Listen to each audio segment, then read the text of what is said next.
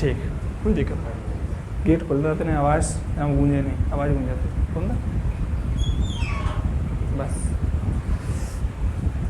Hello friends, कैसे आप सब? आशा करता हूँ बहुत ही अच्छे होंगे और बहुत ही अच्छे हैं, क्योंकि आजकल एक ट्रेंडिंग टॉपिक चल रहा है ज्योति मौर्य का, क्योंकि सब लोग उसी पर ज़्यादा अपना फोकस बनाए रखे हैं। तो मैं आप लोगों से कहना चाहूँगा कि ये जो काम है ना, चलते रहते हैं लाइफ में, हर एक उठता रहता है, गिरता रहता है, कहीं ऐसी ज्योति मौर्य कहीं आएंगी। तो ये गर्लफ्रेंड बॉयफ्रेंड का चक्कर है ना, छोड़ दो, क्योंकि वो तो उसकी खास पत्नी थी, पढ़ा लिखा के उसने एसडीएम बनाया और एसडीएम बनने के बाद वो उसे छोड़ के चली गई। और तुम सोचते हो कि 2-4 रुपए की चॉकलेट और इधर उधर घुमाने से वो तुम्हारी हो जाएगी, तो दैट इज़ नॉट ट्रू, ये सरासर गलत है। ठीक है, तो लास्ट ही क्लास हमने यहाँ छोड़ी थी बिंब एवं प्रतिबिंब पर। तो आज हम उसको शुरू करने वाले हैं कि क्या बिंब होता है, क्या प्रतिबिंब होता है, और देखेंगे प्रतिबिंब का निर्माण कैसे होता है। Sorry for that. हाँ, कहाँ छोड़ी थी हमने? बिंब एवं प्रतिबिंब पर, बिंब ऑब्लिक प्रतिबिंब।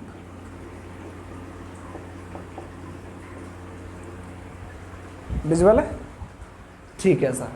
क्या होता है बिंब, क्या होता है प्रतिबिंब, जानना चाहते हो? क्या होता है बिंब और क्या होता है प्रतिबिंब? भाई दोनों ही चीजें ना एक दूसरे में अपोजिट हैं। बिंब कहते हैं वस्तु को, प्रतिबिंब कहते हैं उसकी परछाई को। लेकिन हम यहाँ देखना चाहेंगे जो प्रतिबिंब होता है इसी वस्तु का होता है। बिंब होता है वस्तु, क्या होता है ये? वस्तु। और प्रतिबिंब होता है इसकी परछाई। ठीक है, बिंब क्या होता है? वस्तु होता है, वस्तु होती है, और प्रतिबिंब क्या होता है? परछाई होती है। अब क्योंकि हम प्रकाश के बारे में पढ़ रहे हैं, तो रिफ्लेक्शन के बारे में पढ़ रहे हैं, तो हमें प्रतिबिंब के निर्माण के भी बारे में समझना होगा कि कैसे प्रतिबिंब का निर्माण होता है। तो प्रतिबिंब का निर्माण भाई दर्पण के माध्यम से होता है, और दर्पण के माध्यम से होता है। तो दर्पण अभी हम पढ़ चुके हैं कि 3 प्रकार के होते हैं, मेनली 2 प्रकार के हैं, लेकिन उसको और डिवाइड कर देंगे तो कितने प्रकार के हो जाते हैं? जनरली 3 प्रकार के होते हैं। कौन कौन से? समतल दर्पण, गोलीय दर्पण। गोलीय दर्पण 2 प्रकार के होते हैं, कौन कौन से? उत्तल एवं अवतल। कौन कौन से? उत्तल एवं अवतल। तो हम समझना चाहेंगे बिंब। बिंब हम समझ चुके हैं, समझना कि बिंब क्या होता है? वस्तु होती है, और प्रतिबिंब क्या होता है? परछाई होती है। That's all. बिंब के बारे में समझ गए, बिंब क्या होती है। अच्छा, बिंब का निर्माण कैसे होता है? जब 2 प्रकाश की किरणें आपस में क्या होती हैं? अपसरित होती हैं, तो बिंब का निर्माण करती हैं। प्रकाश किरणें मतलब हम भी अपने आप में एक बिंब हैं, ये भी अपने आप में एक बिंब है, और जो आसपास की जितनी सारी वस्तुएं हमको दिखाई दे रही हैं वो सभी क्या हैं? एक बिंब हैं। क्या है? ऑल और थिंग्स, वस्तुएं बिंब हैं। ठीक है, अब हम समझेंगे प्रतिबिंब के बारे में। प्रतिबिंब क्या है? परछाई है। जो आप देख रहे हो, दर्पण के सामने आप जाते हो तो हम क्या देखते हैं कि दर्पण के सामने हमारा हूबहू एग्जैक्ट डिटो फोटोकॉपी आ जाती है, और जो फोटोकॉपी जो होती है वो हमारा क्या है? प्रतिबिंब है, क्योंकि हम उसको स्पर्श नहीं कर सकते। बिंब को हम इधर से उधर अपने हाथों से उठा के रख सकते हैं, लेकिन प्रतिबिंब को अगर हमें इधर से उधर करना होगा तो उसके लिए हमें चाहिए क्या? कि हमें बिंब को हिलाना पड़ेगा, बिंब को इधर से उधर हटाना पड़ेगा, तभी हम प्रतिबिंब को डिस्टर्ब कर सकते हैं। कि आप कह दें कि हम बिंब को बिना डिस्टर्ब करे हुए प्रतिबिंब को डिस्टर्ब कर दें, तो ये संभव नहीं है। दोनों ही तभी संभव होंगे जब हम बिंब को क्या करेंगे? डिस्टर्ब करेंगे। तो सबसे पहले हम समझेंगे समतल दर्पण द्वारा, समतल दर्पण द्वारा प्रतिबिंब का निर्माण।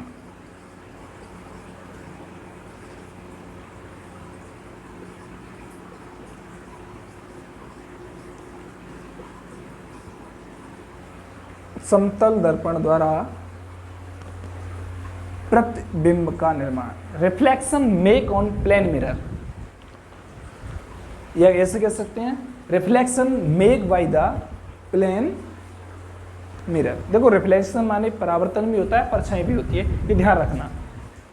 केवल हिंदी ही हमें कन्फ्यूजन से दूर रखती है और संस्कृत हमें कन्फ्यूजन से दूर रखती है, बाकी सभी भाषाएं ना सब में डबल मीनिंग्स हैं। हम समझ रहे हैं समतल दर्पण द्वारा प्रतिबिंब का निर्माण। तो समतल दर्पण के लिए मैं आपको पहले बता चुका हूं कि क्या इसका वो होता है, इसकी एक ओर क्या होती है, पॉलिश होती है इस तरह से,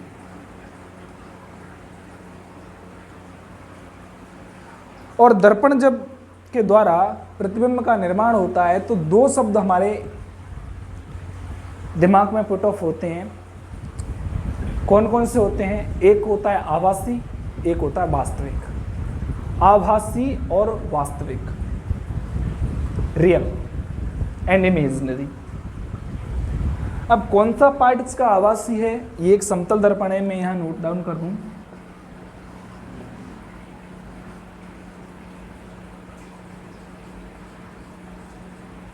प्लेन मिरर,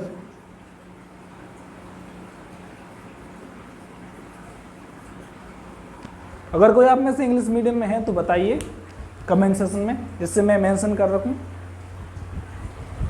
और इसको तो भाई गोद ले लो इंग्लिश को, क्योंकि यहाँ से आगे आपको इसी से काम चलाना पड़ेगा।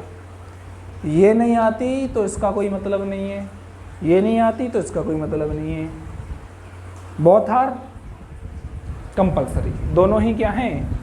और आगे चल के ये तो छूटती चली जाएगी आपसे हिंदी, और जो फॉरेन लैंग्वेज है वो आपको एक्सेप्ट करनी पड़ेगी, राजी ना गैर राजी। देसी भाषा में कहते हैं राजी ना गैर राजी, वो वाले शब्दों में। ठीक है, तो हम दो चीज़ों की तरफ क्या कर रहे हैं, बात कर रहे हैं। एक होता है आभासी, एक होता है वास्तविक।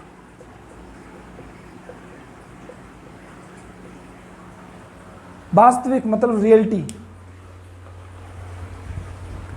आभासी इमेजिनरी मतलब जिसका केवल हमें आभास होता है। यानी कि मेरे सामने पंखा रखा हुआ है, मैं हवा का क्या कर रहा हूँ, केवल आभास कर रहा हूँ, महसूस कर रहा हूँ केवल, तो वो होता है आभासी। आभासी मतलब जिसको हम टच ना कर सकें। वास्तविक को हम क्या कर सकते हैं, टच कर सकते हैं। ठीक है, तो इधर की साइड जो है मिरर की पॉलिश की हुई है, हम यहाँ लिख देते हैं पॉलिश किया हुआ भाग।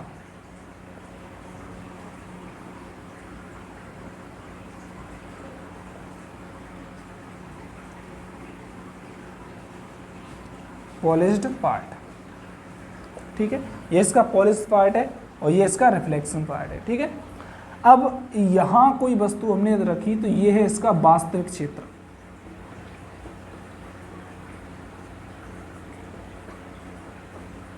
ठीक है, और ये है इसका आभासी क्षेत्र।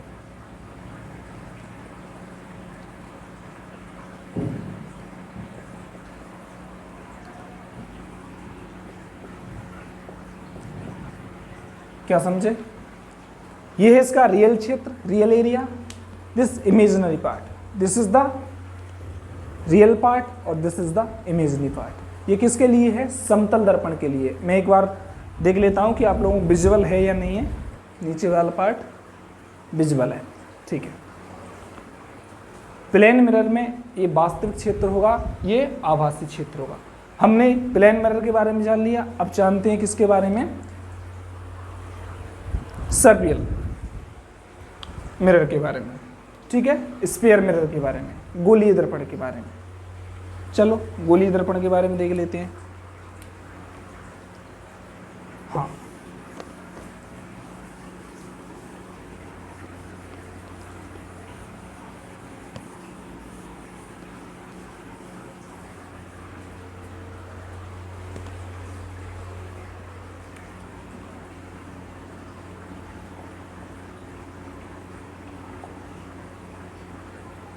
गोलीय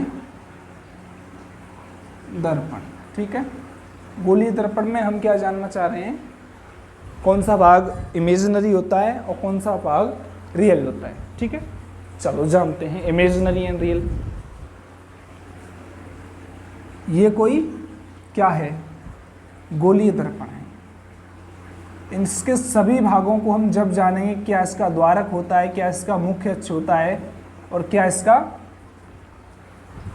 वक्रता केंद्र होती है, कौन सी वक्रता त्रिज्या होती है, फोकस दूरी, फोकस बिंदु, इन सभी के बारे में हम जब अध्ययन करेंगे, तब हम गोलीय दर्पण द्वारा प्रतिबिंब के निर्माण को समझेंगे। क्या समझेंगे? गोलीय दर्पणों के द्वारा प्रतिबिंब के निर्माण को समझेंगे, तब हम इसके बारे में क्या करेंगे, स्टडी करेंगे। ठीक है, मेनली हम जान सकते हैं MN हमारा कोई उत्तल दर्पण है, M और N ये हमारा कोई कौन सा दर्पण है, उत्तल, कॉन्वेक्स।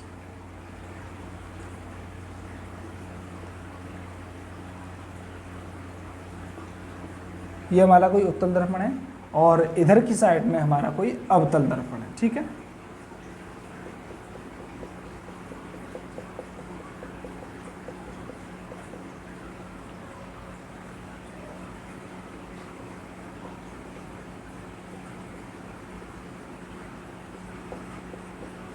ठीक।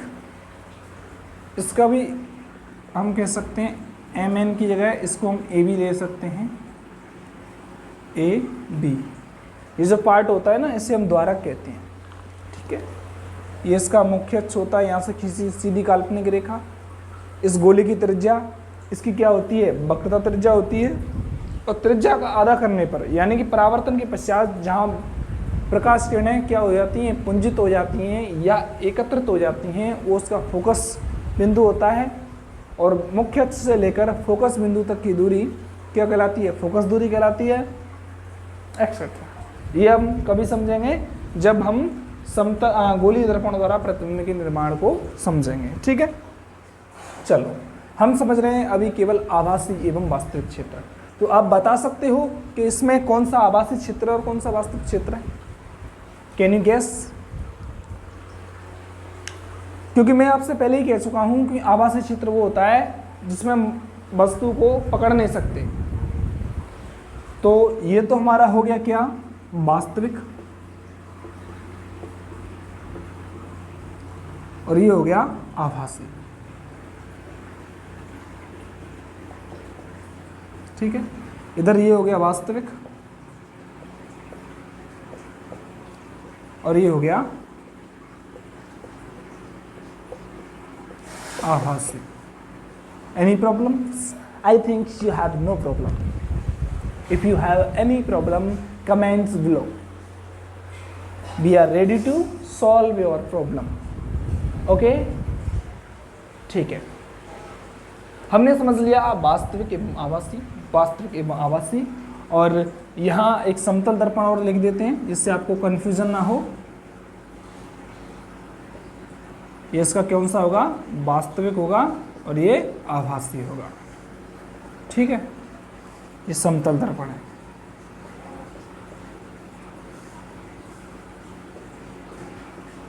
चाहो तो इस डायग्राम को आप बना सकते हो, और चाहो कि आप बना ही लो, क्योंकि ये आपके लिए बहुत ही अच्छी रहेंगी। साथ ही साथ नोट्स बनाते चलो, ये नोट्स बनाना आपके लिए आसान रहेगा। अब हमने बिंब के बारे में जान लिया, और दर्पणों का कौन सा क्षेत्र आभासी होता है, कौन सा क्षेत्र वास्तविक होता है, इसके बारे में जान लिया। अब जानेंगे हम किसके बारे में, कि समतल दर्पण द्वारा जो प्रतिबिंब का निर्माण होता है वो किस प्रकार होता है। समतल दर्पण द्वारा जो प्रतिबिंब का निर्माण होता है वो किस प्रकार होता है। आई थिंक आपने ये नोट कर लिया होगा। तो चलते हैं नेक्स्ट टॉपिक की तरफ।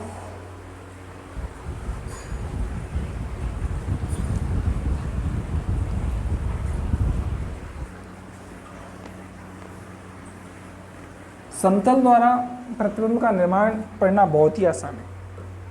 ठीक है, वीडियो अच्छी लग रही हो तो फ्री में मत देखा करो, पैसे नहीं मांगता मैं तुमसे, एक लाइक और सब्सक्राइब मांगता हूँ बस। अच्छी लगे तो, नहीं लगे तो भाई जा सकते हो, कोई दिक्कत नहीं है। इस यूट्यूब पे मुझसे अच्छे अच्छे टीचर पढ़े हैं और मुझसे बेकार भी पढ़े हैं, मेरे जैसे भी पढ़े हैं, लेकिन आपको जो अच्छा लगा है उसे आप सब्सक्राइब करो। ये मेरा वादा है कि मैं रेगुलर कंटेंट दूंगा, A to Z कंटेंट दूंगा, और आप वादा करो कि आप रेगुलर व्यू करेंगे और रेगुलर लाइक करेंगे। सब्सक्राइब तो एक ही बार होता है, ठीक है। चलो आगे चलते हैं। अगला हमारा इसका पॉइंट आ रहा है समतल दर्पण द्वारा, समतल दर्पण द्वारा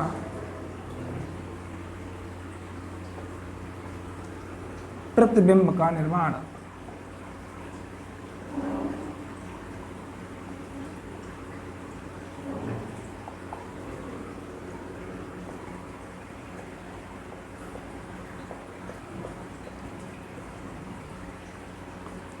समतल दर्पण द्वारा प्रतिबिंब का निर्माण, इसे हम एक डायग्राम की सहायता से समझेंगे। देखो मैं जो चीज़ डायग्राम की सहायता से समझाता हूँ, कारण ये है कि यदि आपके दिमाग में वो डायग्राम याद होता है तो आप उसकी संपूर्ण थ्योरी लिख सकते हो, लेकिन यदि आपके पास थ्योरी है तो शायद ही आप डायग्राम बना पाओ, लेकिन डायग्राम से आपको थ्योरी लिखने में आसानी रहेगी, ठीक है।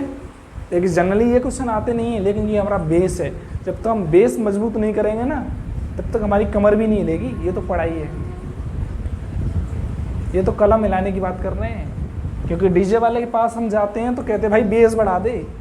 जब उसका बेस नहीं बनेगा तब तक हमारी कमर नहीं हिलेगी, और इसका बेस नहीं बनेगा जब तक हमारी कलम नहीं हिलेगी। ध्यान रखना, तो बेस जरूरी है हर चीज़ का, ठीक है। चलो साहब,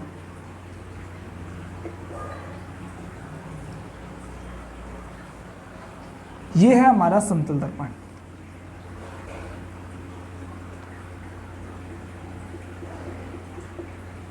ठीक है, ये है हमारा समतल दर्पण। MN मान लो या AB मान लो, कुछ भी मान सकते हैं हम इसको, ठीक है। गलत हो गया। MN हमारा क्या है, एक समतल दर्पण है। समतल दर्पण है। समतल दर्पण की एक और बात बता दें कि अब बता सकते इसकी त्रिज्या कितनी होती है। बताइए समतल दर्पण की त्रिज्या कितनी होती है। समतल दर्पण की त्रिज्या कितनी होती है। कुछ लोग तो सोच रहे होंगे समतल दर्पण की त्रिज्या होती नहीं है, कुछ सोच रहे होंगे 0 होती है, कुछ कह रहे होंगे अनंत हो सकती है, कुछ के बारे में पता ही नहीं क्या चल रहा होगा दिमाग में। तो समतल दर्पण की त्रिज्या होती है इन्फिनिटी, अनंत। क्या होती है, अनंत। इसकी त्रिज्या क्या होती है, अनंत, ठीक है। चलो चलते हैं, लेकिन अभी हम प्रतिबिंब के निर्माण के बारे में समझ रहे हैं। माना यहां कोई क्या रखी है, वस्तु रखी है A, दर्पण से V दूरी पर, H दूरी पर, V नहीं H, L दूरी पर मान लो, H तो हाइट के लिए यूज करते हैं, या L दूरी पर एक क्या रखा हुआ है, बिंब रखा हुआ है। क्या रखा हुआ है, बिंब। तो इसका प्रतिबिंब बनेगा इसके अंदर, तो हम इसको नोट करेंगे dot dot dot dot dot.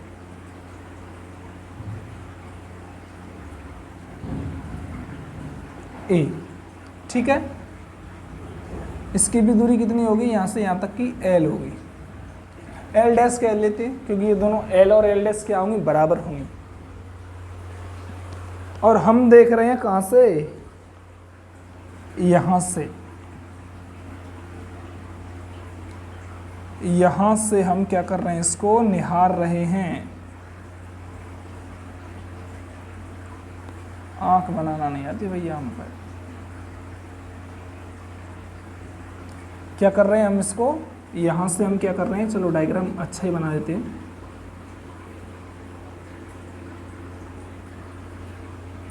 यहां से हम इसको देख रहे हैं खड़े होके।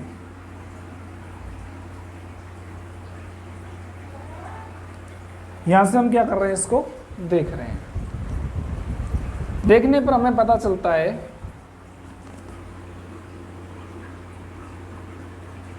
देखने पर हमें पता चलता है कि जितनी दूरी पर दर्पण से हमारा बिंब रखा है उतनी ही अंदर दर्पण के हमारा क्या बन रहा है, प्रतिबिंब बन रहा है। ये क्या है, प्रतिबिंब। क्या है ये, प्रतिबिंब।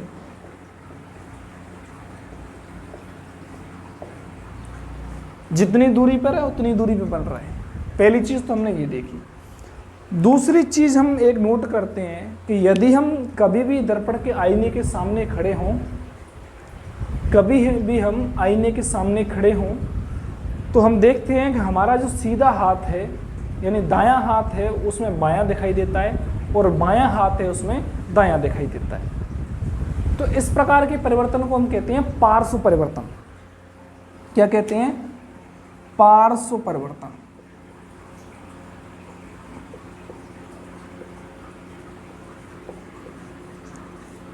ठीक है, क्या कहते हैं, पार्श्व परिवर्तन। और इसमें अच्छा आप बताओ, इसमें बनने वाला प्रतिबिंब वास्तविक होगा या आभासी होगा, बताइए। बनने वाला प्रतिबिंब वास्तविक होगा या आभासी होगा,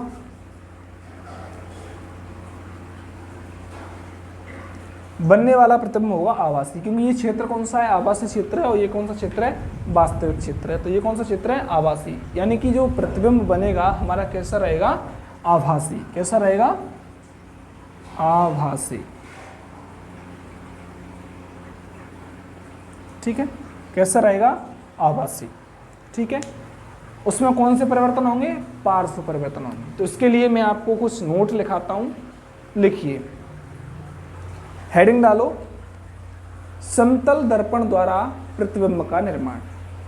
आपने डाल लिया होगा हेडिंग में, समतल दर्पण द्वारा प्रतिबिंब का निर्माण। नोट आउट कीजिए इसमें।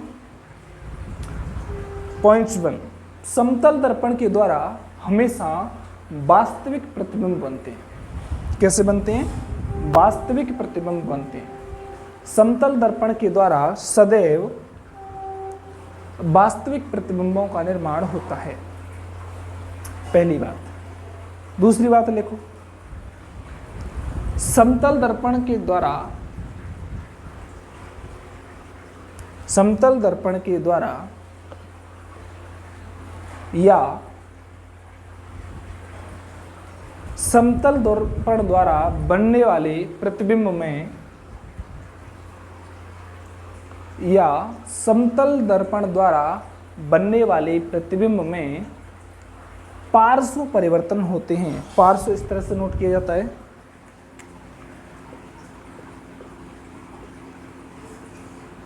पार्श्व परिवर्तन होते हैं। क्या होता है पार्श्व परिवर्तन, अभी दिखाएंगे परिवर्तन किसे कहते हैं। दो बात हो गई, पहली कौन सी, दर्पण कैसे होते हैं, आभासी। प्रतिबिंब कैसे होते हैं, आभासी होते हैं। दूसरी बात, कौन सा परिवर्तन होता है इसमें, पार्श्व परिवर्तन होता है। तो ये आपकी परिभाषा 1 नंबर में पूछी जाती है कि पार्श्व परिवर्तन किसे कहते हैं। 1 नंबर में यदि आए तो कोई पूछ सकता है कि पार्श्व परिवर्तन किसे कहते हैं। तो मैं अभी आपको इसे बताऊंगा पार्श्व परिवर्तन किसे कहते हैं। Point number 3, point number 3। पहला पॉइंट हमने क्या बताया था आपको, पहला पॉइंट प्रतिबिंब क्या है, आभासी है।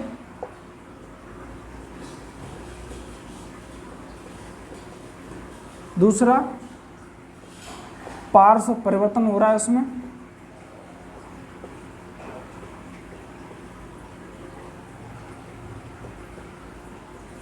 तीसरा लिखो, समतल दर्पण द्वारा बनने वाले प्रतिबिंब की दूरी, समतल दर्पण द्वारा बनने वाले प्रतिबिंब की दूरी दर्पण की बिंब से दूरी के समान होती है। दर्पण की बिंब से दूरी के समान होती है। एक बार और मैं बोलूँगा कि दर्पण द्वारा, समतल दर्पण द्वारा बनने वाले प्रतिबिंब की दूरी दर्पण से प्रतिबिंब की बिंब की दूरी के बराबर होती है। ठीक है, मतलब जितनी दूरी पर बिंब रखा होगा दर्पण से और प्रतिबिंब भी दर्पण से उतनी ही दूरी पर बनेगा। प्रतिबिंब और बिंब की दूरी कैसे रहती है? समान रहती है। चौथा पॉइंट लिखो, यदि बिंब